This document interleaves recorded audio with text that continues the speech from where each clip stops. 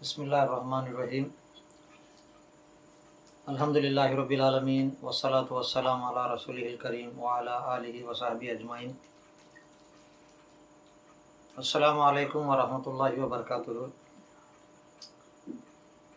محترم بزرگوں، عزیز بھائیوں، پردہ نشین مائیوں اور بہنوں، آج کے درس کا عنوان ہے آداب نیت، یعنی نیت کس طرح کرنا ہے، نیت کیسی ہونی چاہیے۔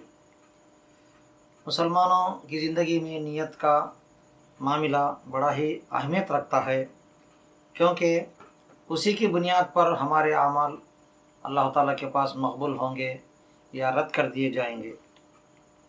اسی لیے نیت کا درست ہونا بہت ضروری ہے۔ اللہ سبحانہ و تعالیٰ کا فرمان ہے، بسم اللہ الرحمن الرحیم، وما امروا الا لیعبدوا اللہ مخلصین لہ الدین، سورہ بیانہ کی آیت ہے۔ اور انہیں حکم دیا گیا تھا کہ اخلاص کے ساتھ اللہ کی عبادت کریں۔ پھر اللہ تعالیٰ فرماتے ہیں، بسم اللہ الرحمن الرحیم، قل انی امرت ان اعبد اللہ مخلصا لہ الدین، سورہ زمر کی آیت ہے۔ ترجمہ، کہہ دو کہ مجھے حکم دیا گیا ہے کہ میں خلوص نیت کے ساتھ اللہ کی عبادت کروں، یعنی دونوں آیتوں میں بھی خلوص نیت کا ذکر ہے۔ پھر پیارے نبی صلی اللہ علیہ وسلم کی ایک حدیث مبارکہ ہے جو بہت مشہور ہے، صحیح بخاری میں اور صحیح مسلم میں یہ روایت آئی ہے کہ ایک مرتبہ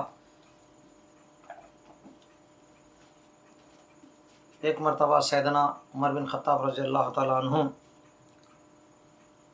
ممبر سے خطبہ دیتے ہوئے فرماتے ہیں، ان رسول اللہ صلی اللہ علیہ وسلم قال انما الاعمال بالنیات ولکل امرئ ما نوی فمن كانت هجرته الى الله ورسوله فهجرته الى الله ورسوله ومن كانت هجرته لدنيا يصيبها او امرأة يتزوجها فهجرته الى ما هاجر اليه او كما قال علیہ الصلوۃ والتسلیم۔ ترجمہ، حضرت عمر بن خطاب رضی اللہ تعالیٰ عنہ خطبہ دیتے ہوئے فرماتے ہیں کہ ایک دن پیارے نبی صلی اللہ علیہ وسلم نے فرمایا، اعمال کا دار و مدار نیت پر ہے، ہر انسان کو وہی ملے گا جو اس نے نیت کی ہے۔ اگر کوئی آدمی اپنا وطن اللہ اور اس کی رسول کی محبت میں چھوڑتا ہے تو اس کی ہجرت اللہ اور اس کے رسول کے لیے ہوگی، اور اگر کسی آدمی کی ہجرت دنیا حاصل کرنے کے لیے یا کسی عورت سے شادی رچانے کے لیے ہے تو اس کی ہجرت اسی کام کے لیے ہے جس کے لیے اس نے ہجرت کی ہے۔ نیت کے لحاظ سے احکام شریعت کے 4 اقسام ہیں،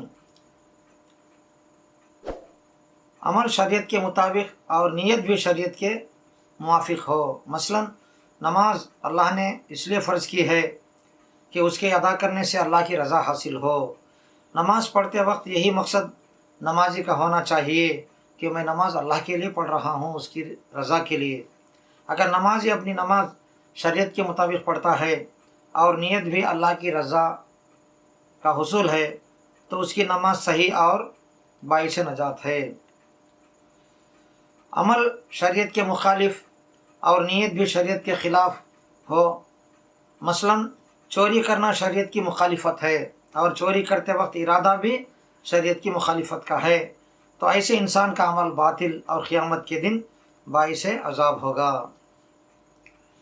تیسری قسم ہے عمل شریعت کے مطابق لیکن نیت شریعت کے مخالف ہو، مثلا نماز صحیح پڑھتا ہے لیکن مقصد ریاکاری ہے، یعنی لوگوں کو دکھانا ہے کہ لوگ اس کی تعریف کریں کہ یہ بہت اچھی نماز پڑھ رہا ہے، جو شریعت کے مقصد کے خلاف ہے، یعنی ریاکاری شریعت کے مقصد کے خلاف ہے۔ ارادے کے خراب ہونے سے عمل بھی خراب اور قیامت کے دن باعث سزا ہوگا۔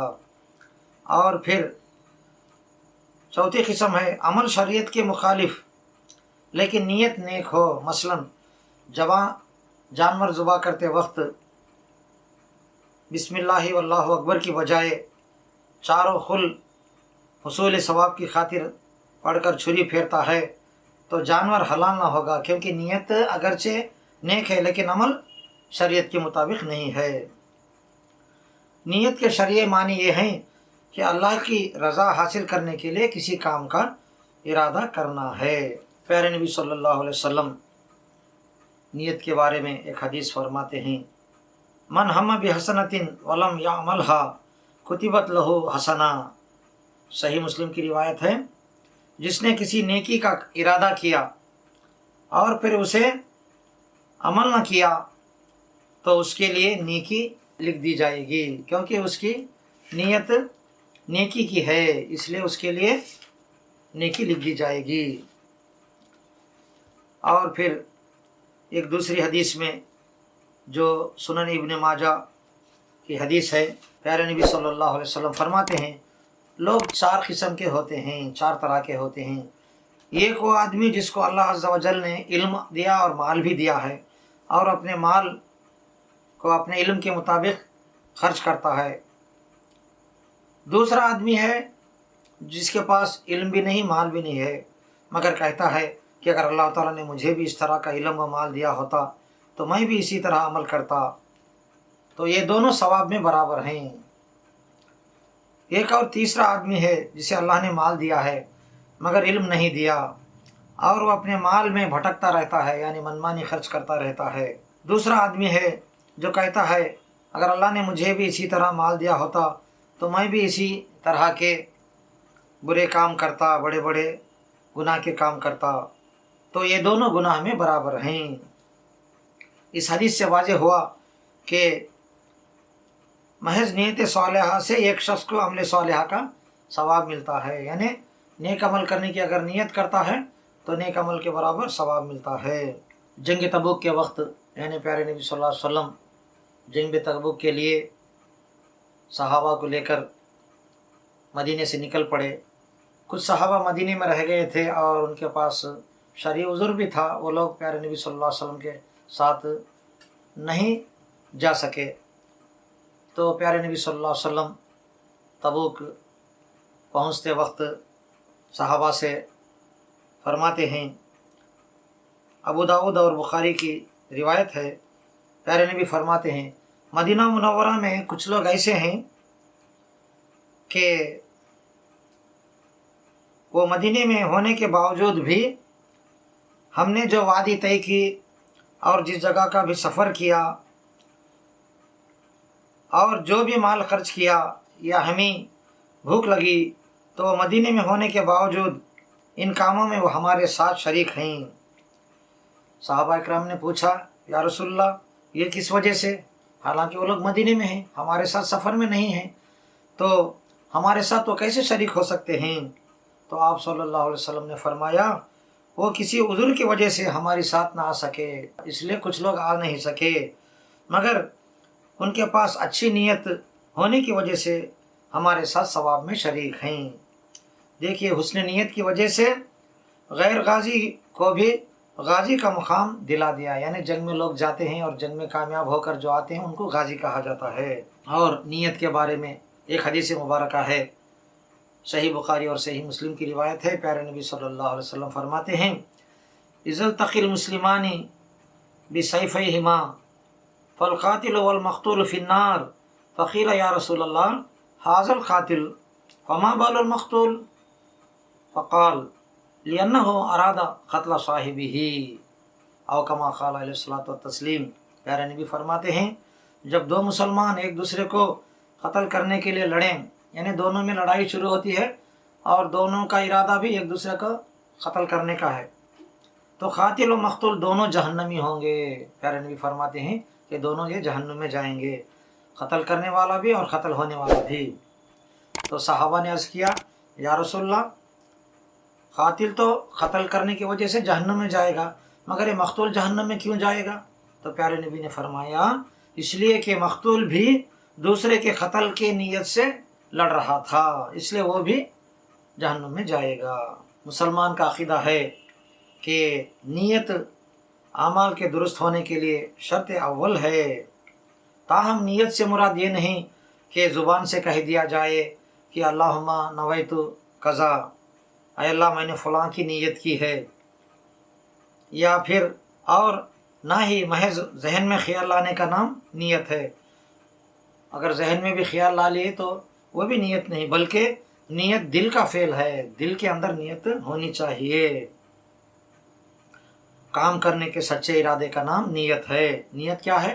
काम करने के सच्चे इरादे का नाम नीयत है, जिससे अल्लाह की रज़ा मतलूब हो।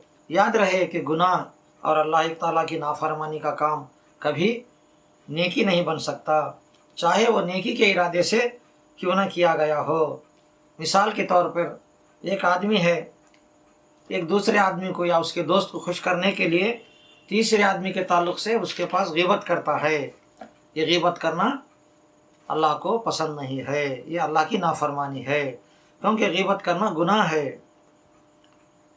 इसी तरह एक आदमी हराम तरीक़े से माल कमाता है और मस्जिद तामीर करता है, लेकिन उसे सवाब नहीं मिलेगा, क्योंकि जिस ज़रिए से वो माल कमाया है वो हराम है।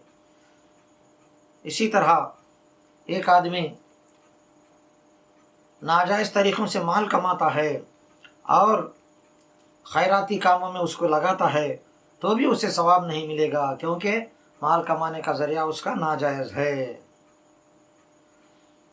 और बाज़ लोग सालिहीन की ख़बरों पर उनकी मोहब्बत में मज़ार वग़ैरह बनाते हैं, खुब्बे वग़ैरह बनाते हैं, और उनके नाम पर जानवर भी ज़बह करते हैं और उनके लिए नज़रें भी मानते हैं। ये सब गुनाह है और अल्लाह की नाफरमानी है।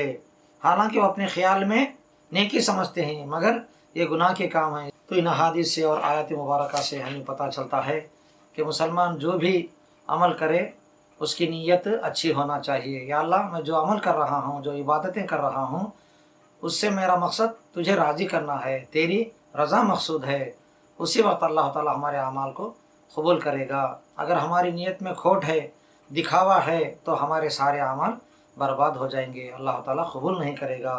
अल्लाह ताला से दुआ है कि अल्लाह ताला हम सब मुसलमानों को अपनी नीयत को दुरुस्त करने की तौफीक अता फ़रमाए और सही नीयत के साथ नेक अमल करने की अल्लाह ताला हम सबको हिदायत अता फ़रमाए। वाखिर दावाना अल्हम्दुलिल्लाहि रब्बिल आलमीन, आमीन या रब्बल आलमीन।